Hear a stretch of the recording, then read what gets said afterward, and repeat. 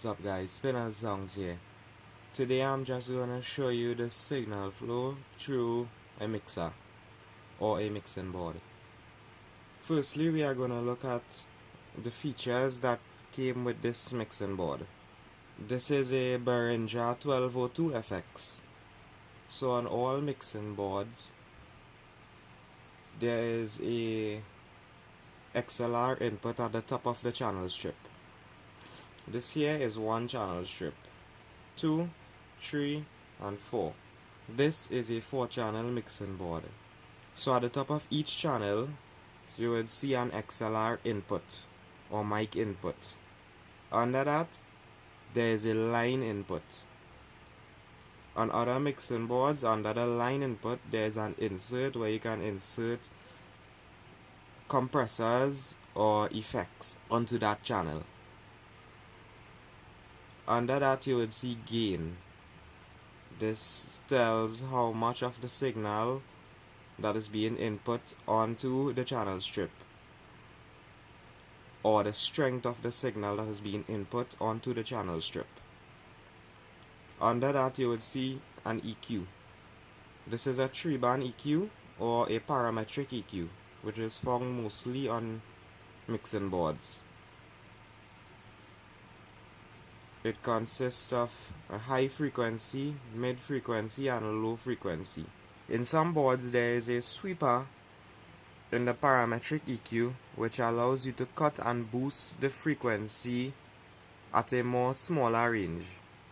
Coming down your channel strip, here is your FX. This is just basically how much of the effect you wanna input on the channel strip. Under the FX is your pan. This pans your signal either to the left or to the right, or you can have it centered. Here you have your volume control. This controls how much volume you send to your mains. On some mixers there is a fader under here. On this board it has a rotor just to save space. The signal comes down the channel strip and across to the mains.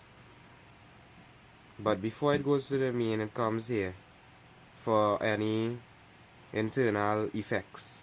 Here you can select which effect you want: reverb, delay, pitch and so on. Here you have FX to main. This is how much of the effect on each channel you want to send to the main. And this here is your main fader. You always keep your main fader on unity gain, which is 0. Up here you have an FX send, your phones, your main left and right output. This is a 1/4 inch output. Here is your control room left and right output. Here you can have other controllers connected via left and right 1/4 inch inputs. Here is your CD or tape in, CD or tape out. And that is basically signal flow. The signal basically comes down the channel, across, processed here and sent out through the mains.